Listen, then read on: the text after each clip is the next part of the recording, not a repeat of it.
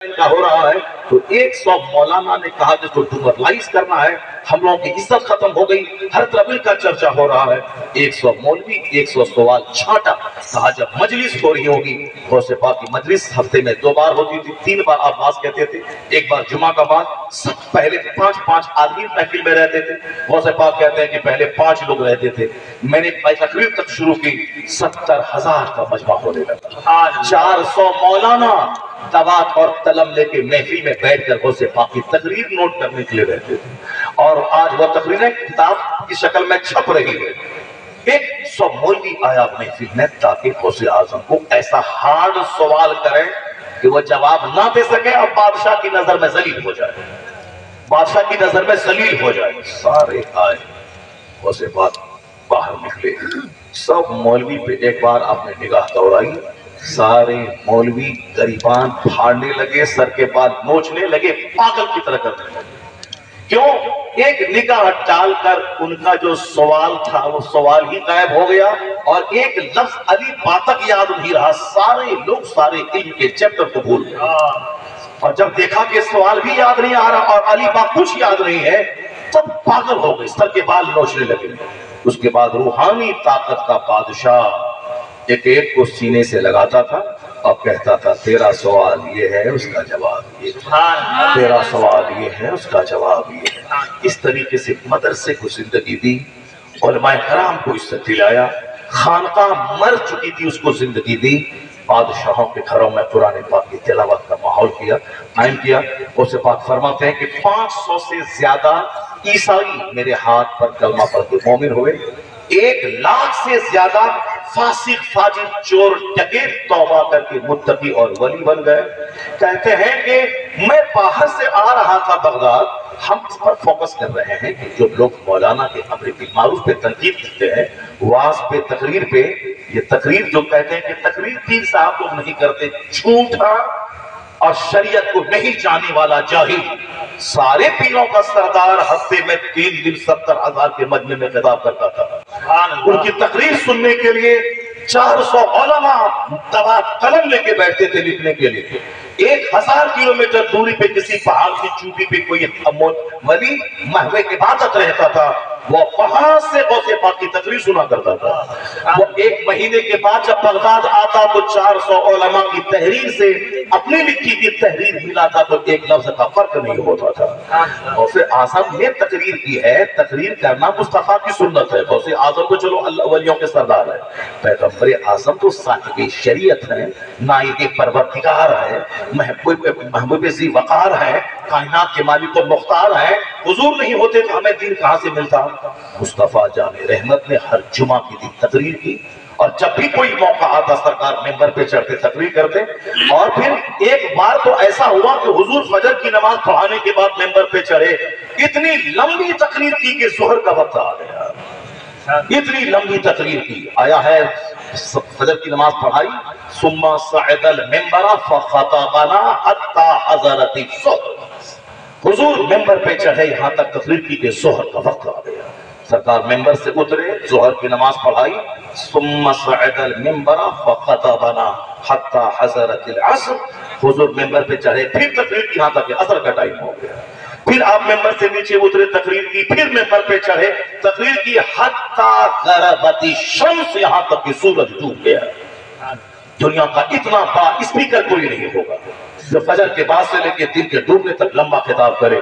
جس طرح مصطفیٰ کا حسن لاجواب، خوبصورتی لاجواب، خاندان لاجواب، ماں باپ لاجواب، پیدائش کی جگہ لاجواب، آرام گاہ لاجواب، سجدہ گاہ لاجواب، عہد لاجواب، آپ کا بال بچہ لاجواب، آپ کا نواسہ لاجواب، آپ کی بیویاں لاجواب، آپ کے رفقا لاجواب، آپ کے اصحاب لاجواب، حضور کی ساری کوالٹی لاجواب، وہیں حضور کی خطابت بھی لاجواب، کہ نہ حضور سے پہلے نہ قیامت تک کوئی ایسا خطیب پیدا ہوگا جو فجر کے بعد سے لے کے مغرب تک خطاب کرے۔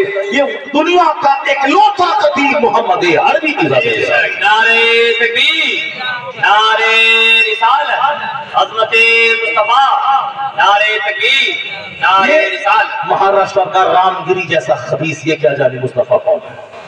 یہ صاحب داسنا مندر میں گھنٹی بجا کے 2 روپیہ کمانے والا عطی نرسنگ آنند، یہ کیا جانے مصطفیٰ کون ہے؟ وہ خبیثہ مردودہ نپور شرما، وہ کیا جانے مصطفیٰ کون ہے؟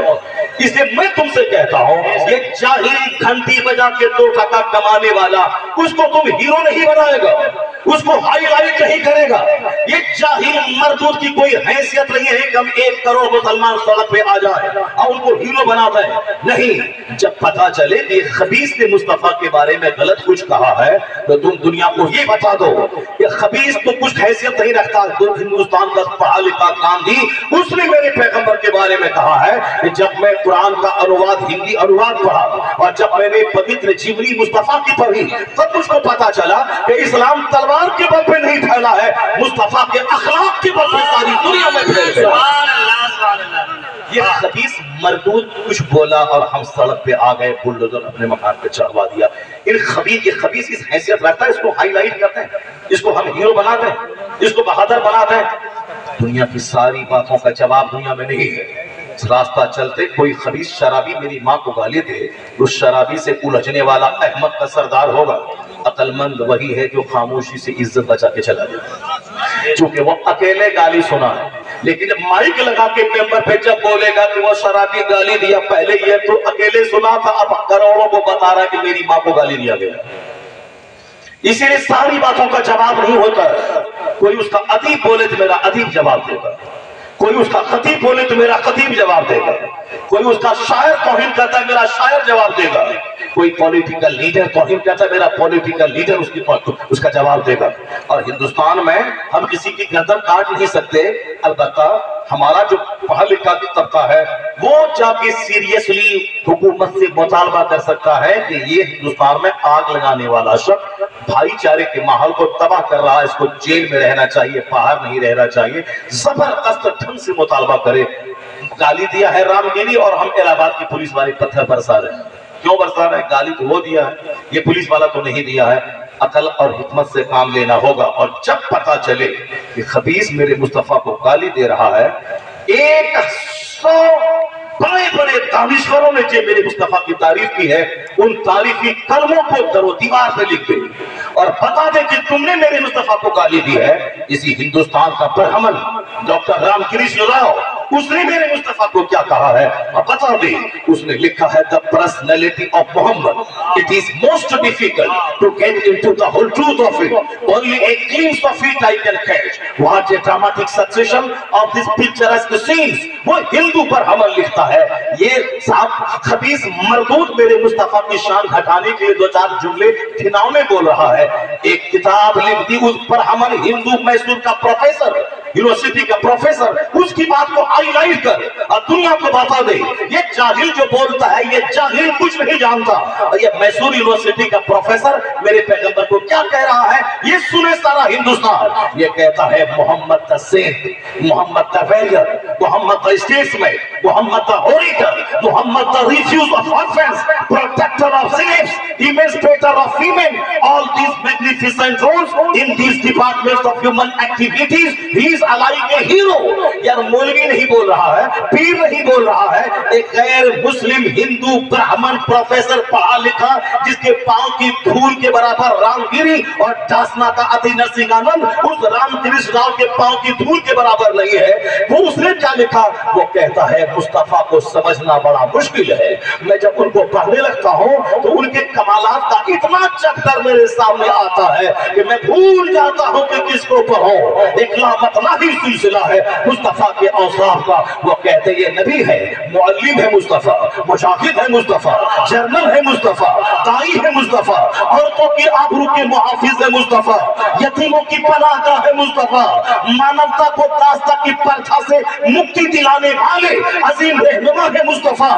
وہ کہتے ہیں کہ ناریوں کو سمان دینے والے ہیں مصطفیٰ، بیواؤں کے رکشک ہے مصطفیٰ، یتیموں کی پناہ گاہ ہے مصطفیٰ۔ آگے کہتے ہیں all these his magnificent roles in these departments of human activities. He is like a hero.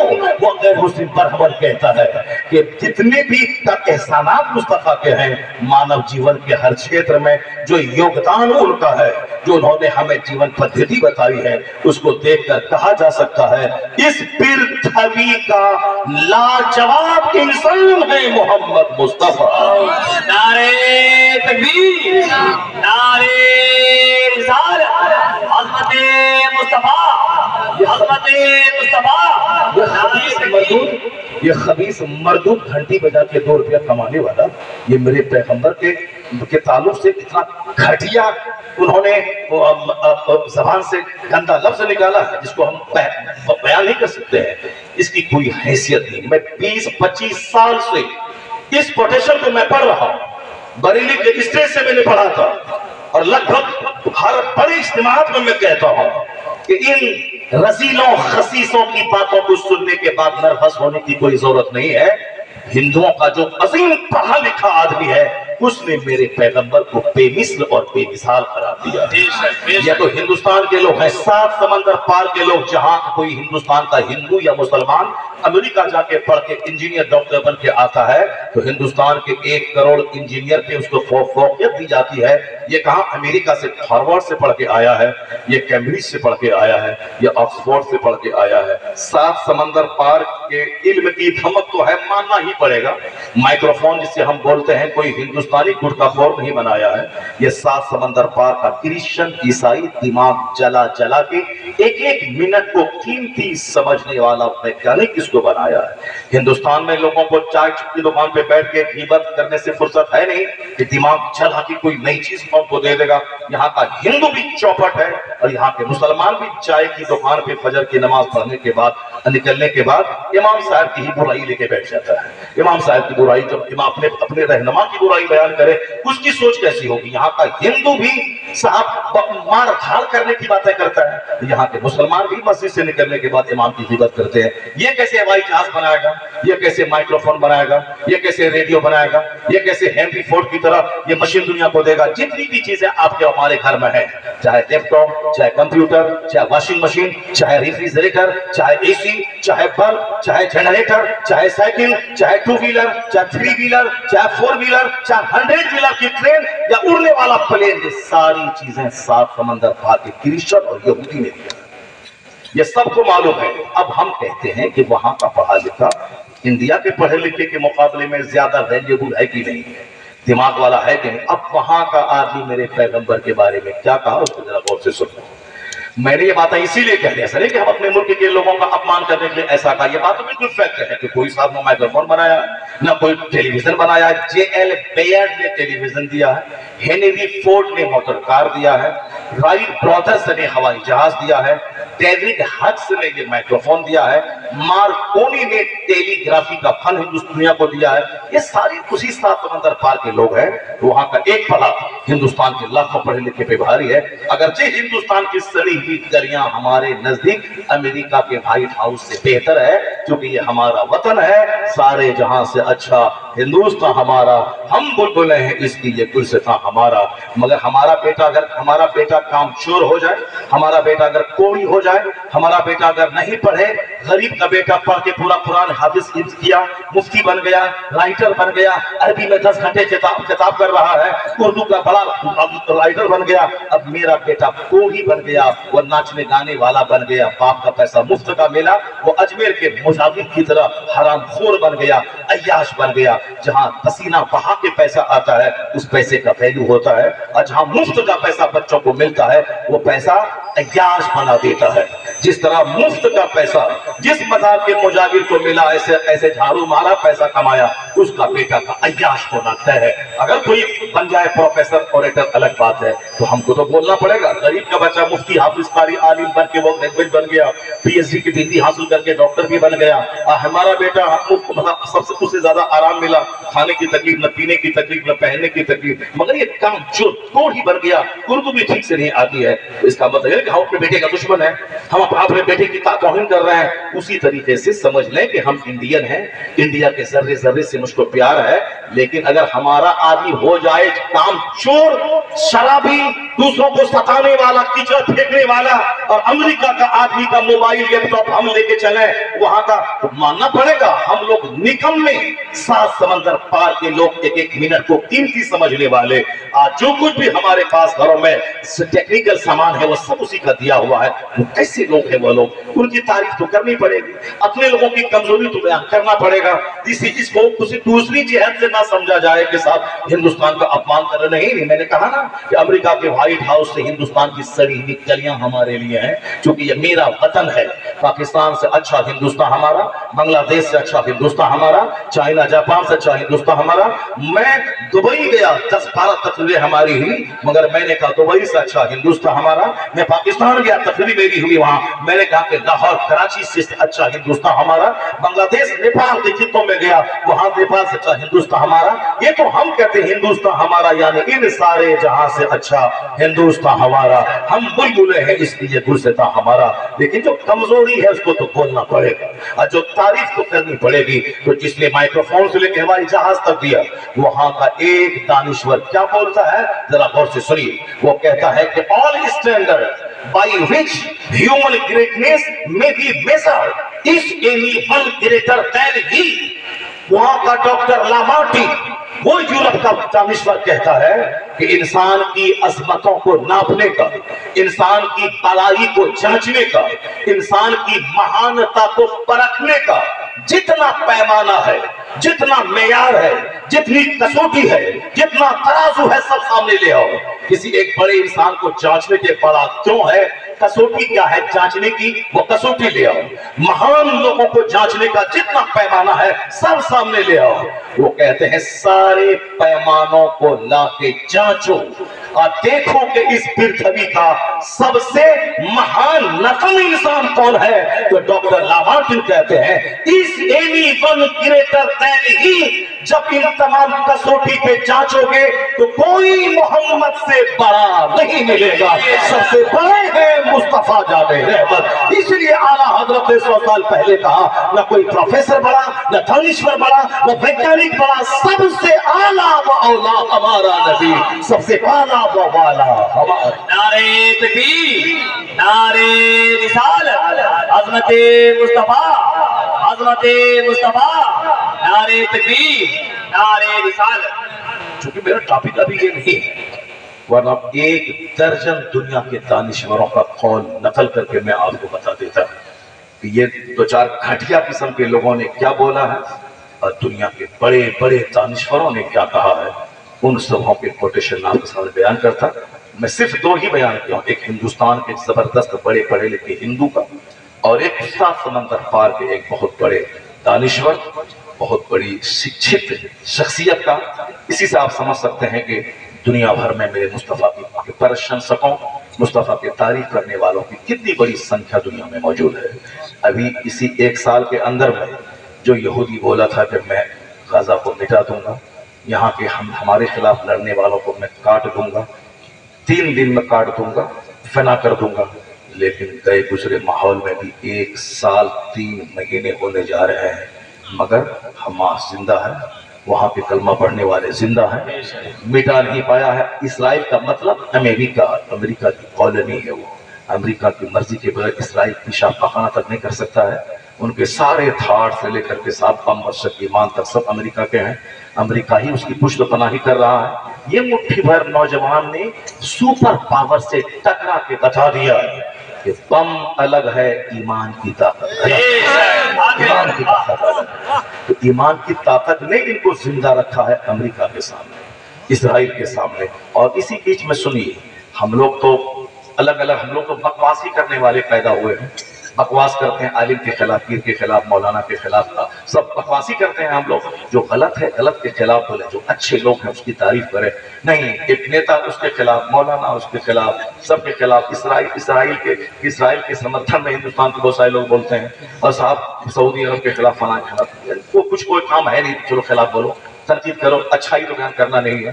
لیکن سنیے، ہمارے بہت سارے لوگ، اپنے لاکھوں بچے شہید ہو گئے، وہ بچے دانے دانے کو ترس رہے ہیں جو لوگ زندہ ہیں، مگر آج تک ان کی عورتیں اس فلسطین چھوڑ کے نہیں گئیں، या सोच करके कि शहीद होंगी यहीं पे, मेरे बच्चों का खून रंग लाएगा आज नहीं तो कल क़िबले अव्वल हमारा आजाद होगा।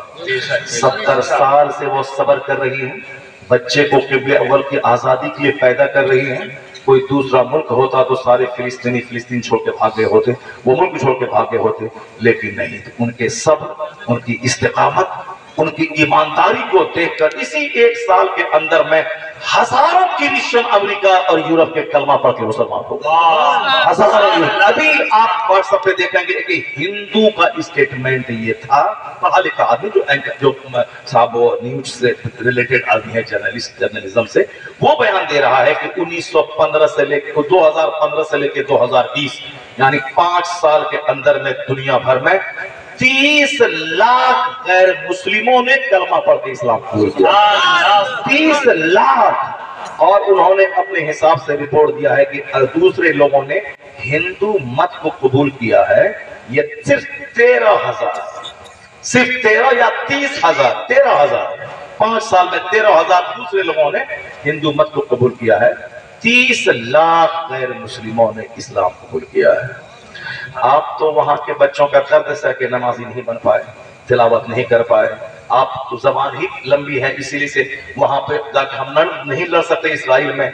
कम से कम हमारे हाथ दुआ के लिए खड़े हो जाए, सीने पे हाथ रख के बताइए कभी आप मस्जिद में जाके तौबा करके कहा इलाही मेरी बदअमली की वजह से मेरे भाई परेशान है, अब मैं तौबा करता हूँ, अब मैं नमाज पढ़ूंगा, नमाजी बनूंगा, गुनाह छोड़ दूंगा, मेरे अल्लाह मेरे भाई पे रहम फरमा दे। फिलिस्तीन में अगर 200 करोड़ मुसलमानों के हाथ अल्लाह के सामने उठ गए होते तो ये दुआएं मकबूल होती और यहूदी जल्दी जलील और रुस्वा हो जाता और क़िबले अव्वल आजाद हो गया होता।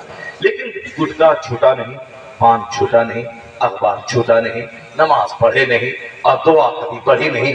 दुआ से तकदीर बदल जाती, मगर मुसलमानों ने दुआ ही नहीं की, बस एक बम गिरा ऐसा हो गया।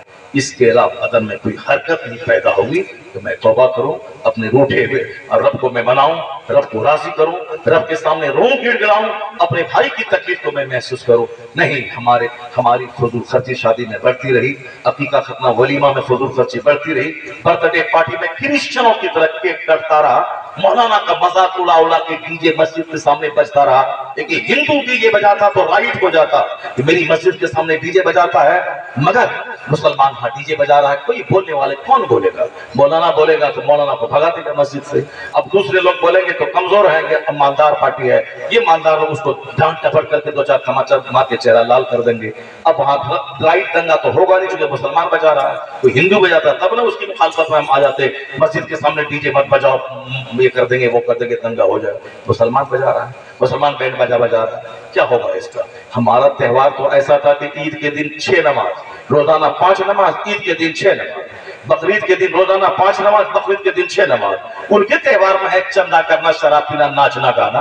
और हमारा त्योहार तो है कि ईद के दिन डेली 5, ईद के दिन 6, रोजाना 5, बकरीद के दिन 6, रोजाना 1 टका दे रहते हैं, मगर ईद का जाने से पहले सदका फित्र निकालकर अपने गरीब भाइयों के कपड़े और सेवई का इंतजाम कर दें। 1 लाख का बकरा ज़बह करें, उसको 3 हिस्से करके गरीबों और रिश्तेदार को पहुंचा दें।